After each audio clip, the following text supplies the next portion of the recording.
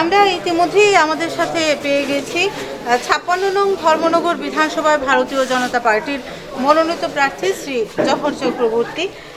Sir, প্রথমেই আপনার কাছে জানবো যে আমাদের বিধানসভার প্রাক্তন অধ্যক্ষ, তিনি দীর্ঘদিন ধর্মনগরের মানুষের জন্য কাজ করে গেছেন, তার সেই কাজকে আপনি কিভাবে এগিয়ে নিয়ে যাবেন?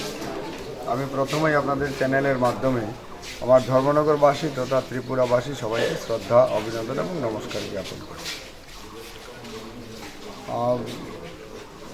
আমাদের প্রথম প্রায়োরিটি বেসিসে কাজ হবে আমাদের ধর্মনগরের প্রাক্তন বিধায়ক তথা প্রাক্তন অধ্যক্ষ মহোদয়, ওনার অর্ধসমাপ্ত যে কাজগুলো উনি রেখে গেছেন, শেষ করে যেতে পারেননি, সেই কাজগুলো পূরণ করেই হবে আমার প্রথম কাজ।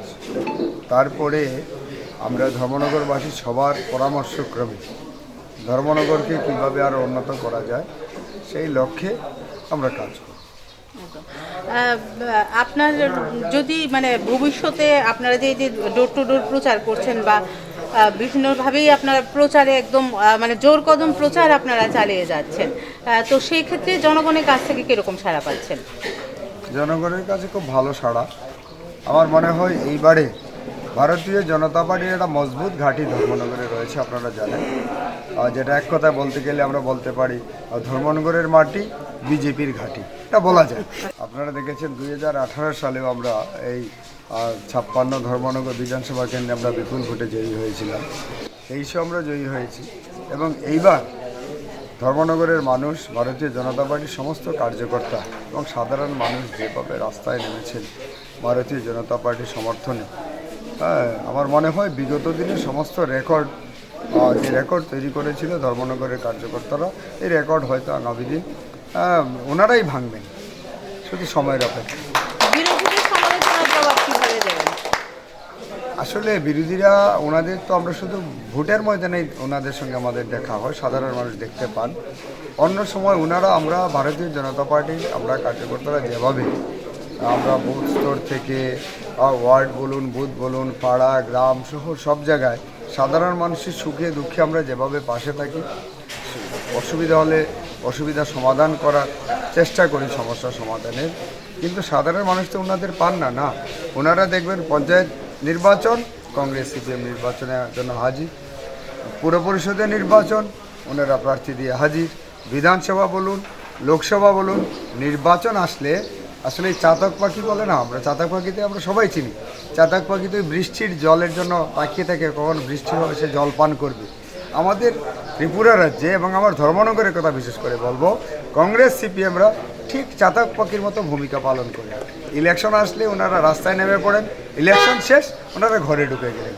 এই হচ্ছে ওনাদের স্বভাব, যেটা দেখে আসছে এবং বর্তমানে সেই একই কায়দায় ওনারা চলছে। কাজে ওনাদের আমরা যে কম্পিটিটর বলবো, হ্যাঁ, কম্পিটিটর তো নিশ্চয়ই বিরোধী দল থেকে প্রার্থী দাঁড়িয়েছেন, কিন্তু ওনারা সাধারণ মানুষের সঙ্গে, ভোটারের সঙ্গে ওনাদের সম্পর্ক অনেকটা যেভাবে ভারতীয় জনতা পার্টি যেভাবে নিবিড় সম্পর্ক রয়েছে, আজকের দিনে ওনারা সেই জায়গায় দাঁড়িয়ে নেই বলে আমার বিশ্বাস। এবং সাধারণ মানুষও তাই কথাই বলছেন, সেই কথাই বলছেন সাধারণ মানুষ, ভোটার গণদেবতারা সেই কথাই বলছেন যে ভোট আসলে ওনারা আমাদের কাছে আসেন, আমাদের খোঁজখবর নেন, ভোট শেষ ওনারা চলে যান, ওনাদের দেখতে পান না। রাজ্যে রয়েছে ভারতীয় জনতা পার্টির সরকার, সেই ক্ষেত্রে আপনি জয়যুক্ত হলে সেটা ধর্মনগরবাসীর জন্য কতটা সুফলদায়ক হবে?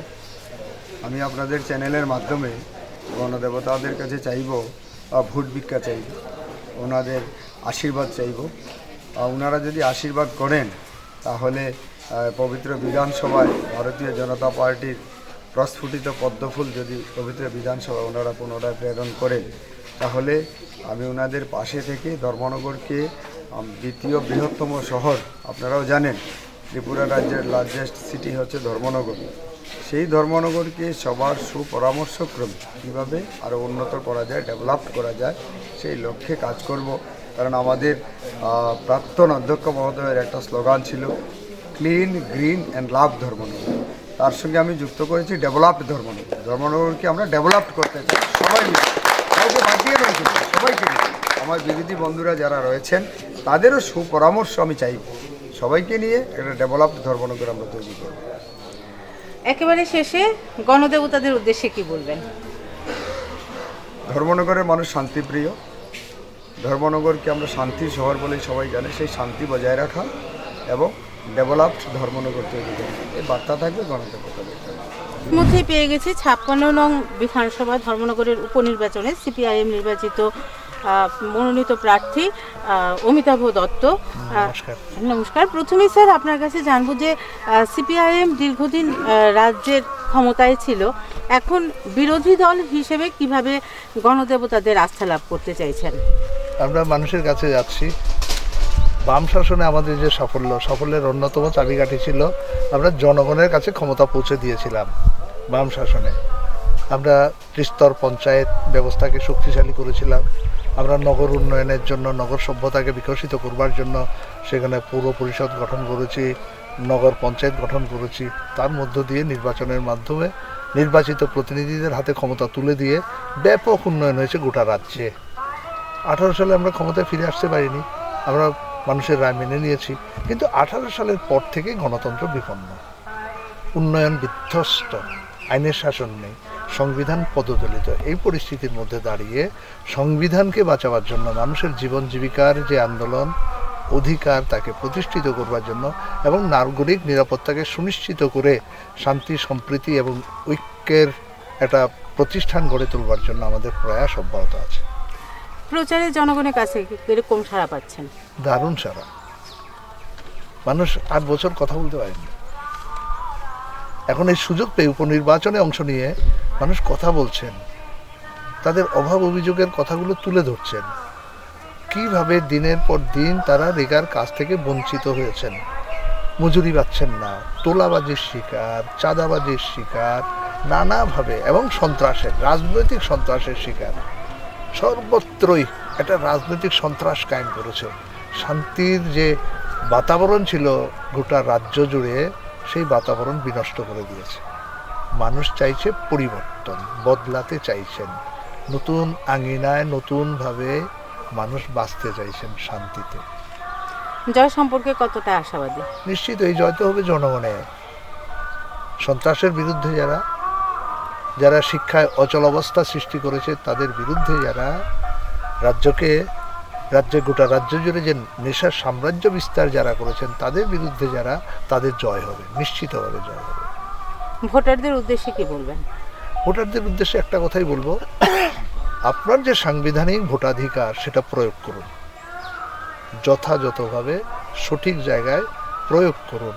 আপনার নিজের ভোটটা নিজে দিন। গোটা রাজ্যে গত 8 বছরে একটি নির্বাচনও সুষ্ঠু, অবাধ এবং শান্তিপূর্ণভাবে হয়নি। এবারকার নির্বাচনে একটা পরিস্থিতি তৈরি হয়েছে, মানুষ জেগেছেন যে মানুষ তার ভোটাধিকার প্রয়োগ করবেন। আমরা মানুষের কাছে প্রথমে বলবো, আপনার ভোটাধিকারটা নিশ্চিত করুন, ভোট কেন্দ্রে গিয়ে নিজের ভোটটা নিজে দিন, যেখানে বাধা আসবে সেখানে প্রতিরোধ গড়ে তুলুন। এবং আমরা প্রশাসনের কাছেও আবেদন রাখছি, নির্বাচন দপ্তরের কাছে আবেদন রাখছি যে মানুষ যাতে অবাধে শান্তিপূর্ণভাবে নিজের ভোটাধিকার প্রয়োগ করতে পারে। এটা একটা দিক। আরেকটা দিক হচ্ছে মানুষের মৌলিক সমস্যা। এই সমস্যা প্রচণ্ড হতাশার মধ্যে বেকার যুবকরা, চাকরির দরজা বন্ধ। যে প্রতিশ্রুতি দিয়েছিলেন ক্ষমতায় আসার আগে 18 সালের, একটা প্রতিশ্রুতিও রক্ষা করেনি। বিশেষ করে বেকারদের বিরুদ্ধে এই সরকার দাঁড়িয়ে আছে। নিয়োগের দরজা বন্ধ। সর্বশেষ যেটা, আমাদের মাননীয় মুখ্যমন্ত্রী, যিনি আমাদের অভিভাবক, রাজ্যের অভিভাবক, তার বক্তব্য প্রচণ্ড হতাশাজনক এবং রাজ্যের বেকার যুবকদের বিরুদ্ধে যুদ্ধ ঘোষণা হয়েছে। টেট পাস করলে চাকরি পাওয়ার কোনো নিশ্চয়তা নেই ঘোষণা করেছেন অ্যাসেম্বলি ফ্লোরে দাঁড়িয়ে। তাহলে শূন্যপদ পড়ে আছে, অসংখ্য শূন্যপদ পড়ে আছে। এই শূন্যপদ পূরণ করা যেতে পারে ট্যাট উত্তীর্ণ বেকার যুবকদের নিয়োগ করে। সেখানে নিয়োগ হচ্ছে না, স্কুলগুলোতে শিক্ষক নেই, অনেকগুলো স্কুল ইতিমধ্যে বন্ধ হয়ে গেছে, অনেকগুলো স্কুল মাত্র একজন শিক্ষক চালাচ্ছেন। স্কুলের পঠন পাঠনের কাজ প্রায় শূন্যতে নেমে এসেছে। হতাশাগ্রস্ত অভিভাবকরা সন্তান সন্ততিদেরকে নিয়ে হতাশার সাগরে ভাসবার জন্য নেশার সাম্রাজ্য বিস্তার করেছে, যাতে বেকার যুবকরা মাথা উঁচু করে প্রতিবাদ করতে না পারে। কাজের দাবিতে লড়াই করতে না পারে, তাদের দুর্নীতির বিরুদ্ধে, লুটপাটের বিরুদ্ধে, সন্ত্রাসের বিরুদ্ধে যাতে তারা প্রতিবাদী ভূমিকা নিতে না পারে। আমরা এই কথাগুলোই বলছি, মানুষকে মুক্ত করব, মানুষকে মুক্ত করব সন্ত্রাস থেকে। শিক্ষার অঙ্গনে আবার ফুল ফুটবে, নিরক্ষরতার অন্ধকার অবসানে বামফ্রন্ট সরকার যে কর্মসূচি ছিল, আমরা সেই কর্মসূচিগুলোকে আরও বেশি বেগবান করব। বিধানসভার ভেতরে, বিধানসভার বাইরে মানুষকে সাথে নিয়ে মানুষের মৌলিক সমস্যার সমাধানের জন্য আমরা লড়াইটাকে আরও তেজি করব। আমরা 56 নং ধর্মনগর বিধানসভার উপনির্বাচনে ইতিমধ্যেই আমাদের সাথে পেয়ে গেছি ইন্ডিয়ান ন্যাশনাল কংগ্রেসের মনোনীত প্রার্থী শ্রী চয়ন ভট্টাচার্য মহোদয়কে।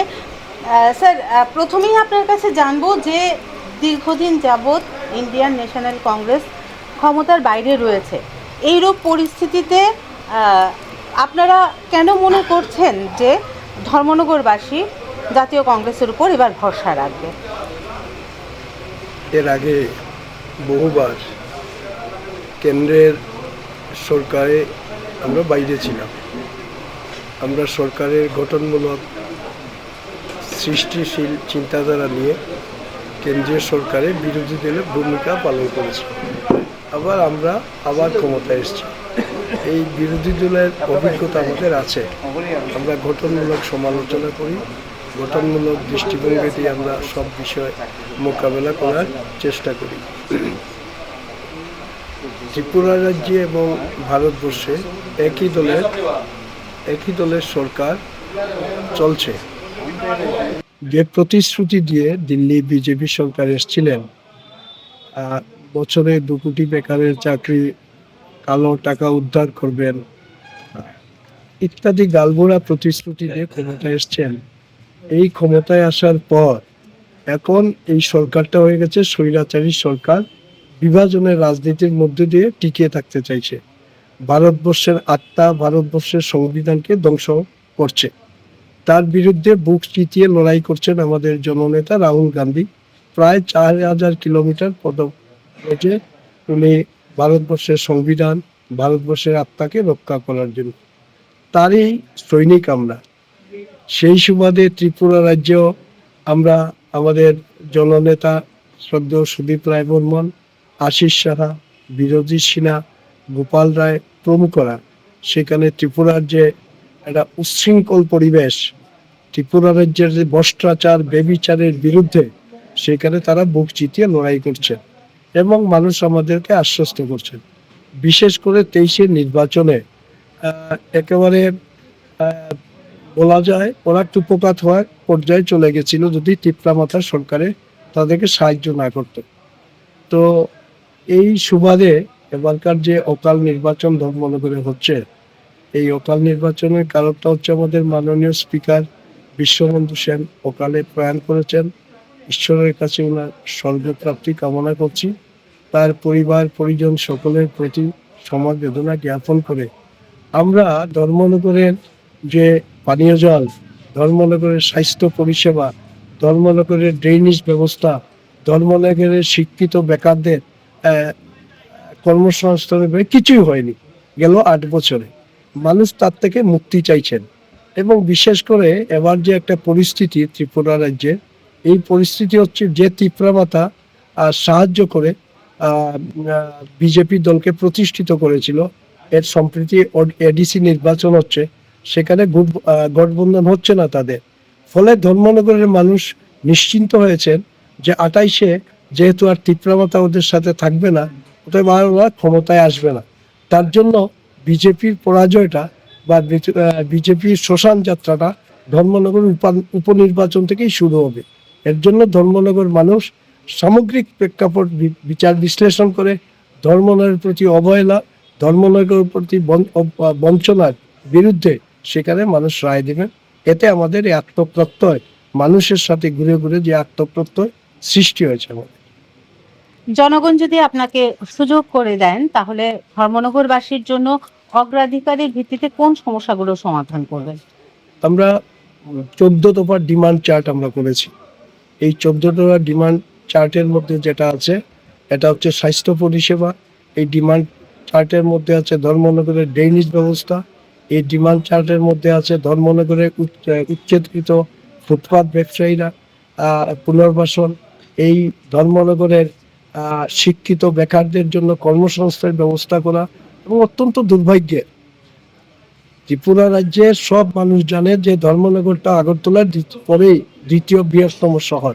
ইদানিংকালে রাজ্য সরকার 3টি টিসিএস টিপিএস শিক্ষিত ছাত্ররা যাতে এই চাকুরিতে যেতে পারে তার জন্য তাদেরকে যোগ্য করার জন্য 3টা ট্রেনিং সেন্টার বিনামূল্যে করেছে। দুর্ভাগ্যের বিষয়, আমাদের উদয়পুর হয়েছে, আগরতলা হয়েছে এবং একটা বিলোনিয়াতে সম্ভবত, 3টা সাউথ এবং ওয়েস্টে, নর্থে একটিও নেই। তো ধর্মনগরের যুবক যুবতীরা যাবে কোথায়? এই যে এই ট্রেনিং সেন্টার ধর্মনগরেও সরকারি উদ্যোগে বিনামূল্যে একটা করতে হবে, যাতে ধর্মনগর ছেলেরাও সেই যোগ্য জায়গায় পৌঁছতে পারে। তার জন্য সরকারের যে সুযোগ, এই সুযোগটা যাতে ধর্মনগরের মানুষ বা শিক্ষিত যুবকরা পায়, তার জন্য আমরা চেষ্টা করব। আমরা ধর্মনগরের পানীয় জলের বেহাল অবস্থা, ধর্মনগরের স্বাস্থ্যের বেহাল অবস্থা, ধর্মনগরের ড্রেনেজ বেহাল অবস্থা, তার উপর ধর্মনগরে একটা দমবন্ধকর পরিস্থিতি আছে। মানুষ মুখ খুলে কথা বলতে চাইছে না। এই তো বাড়িতে গেলাম, মায়েরা, জেঠিরা, কাকিমারা, বন্ধুরা হাত মিলে বলছে, দাদা আপনি এগিয়ে যান, আমরা পাশে আছি, বেরোতে পারছি না, আমরা ভয়ে। কিসের ভয়? ভারতবর্ষটা স্বাধীন হয়েছিল বীর বীরঙ্গনা ক্ষুদিরাম, প্রীতিলতা ওয়াদ্দেদার, মাতঙ্গিনী হাজরা, বিনয় বাদল দীনেশ, আবু কালাম আজাদের আত্মত্যাগের ফলে এই স্বাধীনতা আমরা পাইছি। আজকে এই স্বাধীনতা চ্যালেঞ্জের মুখে এখান থেকে ধর্মনগর মানুষ মুক্তি চাইছেন। এতে আমাদের আত্মপ্রত্যয় তৈরি হয়েছে। এবার 56 বিধানসভায় জাতীয় কংগ্রেস সেখানে বিপুল ভোটে জয়যুক্ত হবে, যদি নির্বাচনটা সুষ্ঠুভাবে সম্পূর্ণ হয়। সবশেষে বলবো যে ধর্মনগরবাসীর উদ্দেশ্যে কি বলবেন? ধর্মনগরবাসী সহ গোটা ত্রিপুরাবাসীর কাছে আমার আবেদন থাকবে যে এই জগদ্দল পাথরটা সরানোর জন্য এটা সুযোগ ধর্মনগর মানুষের হাতে এসছে। এই সুযোগটা কাজে লাগান। আপনার ভোট আপনি দিন, আপনার ভোট আপনি রক্ষা করেন। আমরা অতন্ত্র প্রহরীর মতো আপনাদের পাশে থাকবো। এই যে গণতন্ত্রের সর্বোচ্চ যে যুদ্ধ, এই যুদ্ধের সকল অংশের মানুষ সেখানে সামিল হন। এই হচ্ছে আমাদের আবেদন।